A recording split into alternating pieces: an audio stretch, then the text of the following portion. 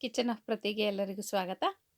ಇವತ್ತು ಪಕ್ಕ ಮಂಡ್ಯ ಸ್ಟೈಲ್ನಲ್ಲಿ ನಾಟಿ ಕೋಳಿ ಸಾರನ್ನು ಈಸಿಯಾಗಿ ಕಡಿಮೆ ಸಾಮಗ್ರಿಗಳನ್ನು ಬಳಸಿ ಹೇಗೆ ಮಾಡೋದು ಅನ್ನೋದನ್ನು ಈ ವಿಡಿಯೋ ಮೂಲಕ ತಿಳಿಸ್ಕೊಡ್ತಾ ಇದ್ದೀನಿ. ಅದಕ್ಕೆ ಈರುಳ್ಳಿಯನ್ನು 2 ದೊಡ್ಡ ಗಾತ್ರದ ಈರುಳ್ಳಿಯನ್ನು ಕಟ್ ಮಾಡಿ ಇಟ್ಕೊಂಡಿರೋವಂಥದ್ದು, ರುಬ್ಲಿಕ್ಕಾಗಿರೋದ್ರಿಂದ ದಪ್ಪದಾಗೆ ಕಟ್ ಮಾಡಿ ಇಟ್ಕೊಂಡಿದ್ದೀನಿ. ಅರಿಶಿಣದ ಪುಡಿ 1/4 ಚಮಚದಷ್ಟು ಅರಿಶಿಣದ ಪುಡಿ,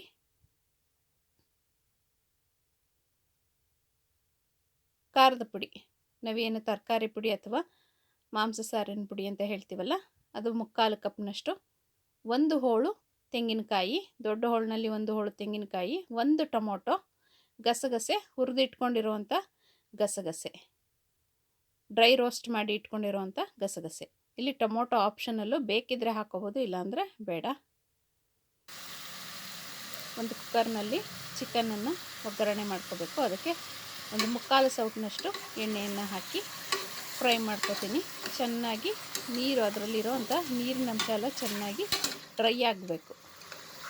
ಕಂಪ್ಲೀಟಾಗಿ ನೀರು ಇಂಗೋವರೆಗೂ ಅದನ್ನು ಹುರ್ಕೋಬೇಕು. ಚಿಕನನ್ನು ಚೆನ್ನಾಗಿ ಹುರ್ಕೋಬೇಕು. ಪಟಪಟ ಅಂತ ಸಿಡಿಯೋವರೆಗೂ ಚಿಕನ್ನು ಹುರ್ಕೋಬೇಕು. ಗೊತ್ತಾಗುತ್ತೆ, ಕಲರ್ ಚೇಂಜ್ ಆಗುತ್ತೆ.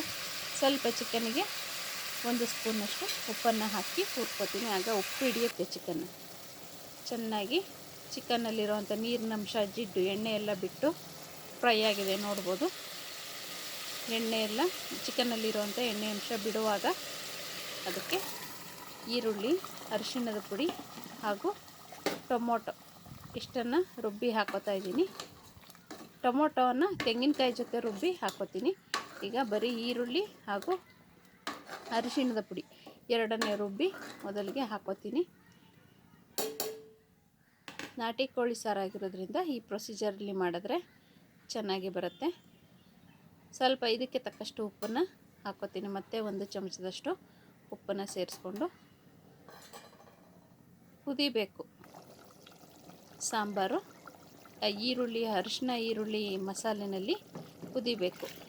ಆಗ ಚೆನ್ನಾಗಿ ಅದನ್ನು 2 ರಿಂದ 3 ಸೀಟಿ ತೆಗೆದ್ರೂ ಆಯಿತು.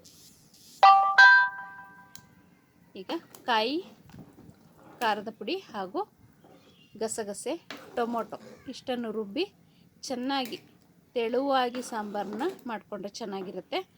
ಕುಕ್ಕರ್ 3/4 ಭಾಗದಷ್ಟು ನಾನು ನೀರನ್ನು ಹಾಕಿ 5 ರಿಂದ 6 ಸೀಟಿಯನ್ನು ಕೂಗಿಸಿ ತೆಗಿತೀನಿ.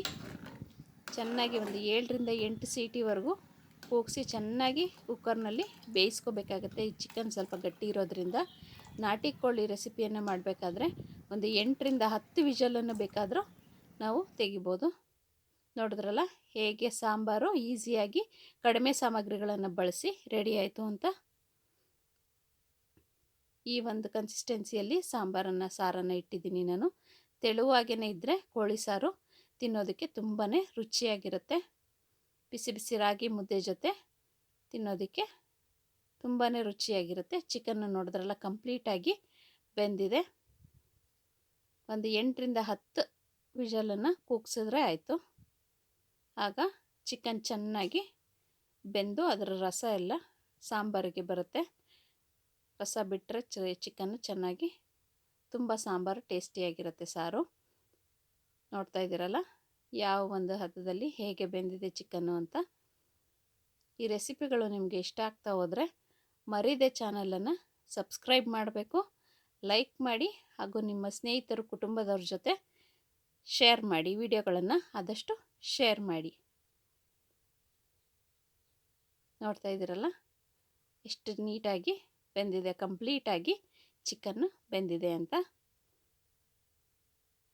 ವಿಡಿಯೋ ನೋಡಿದ್ದಕ್ಕಾಗಿ ಎಲ್ಲರಿಗೂ ಧನ್ಯವಾದಗಳು.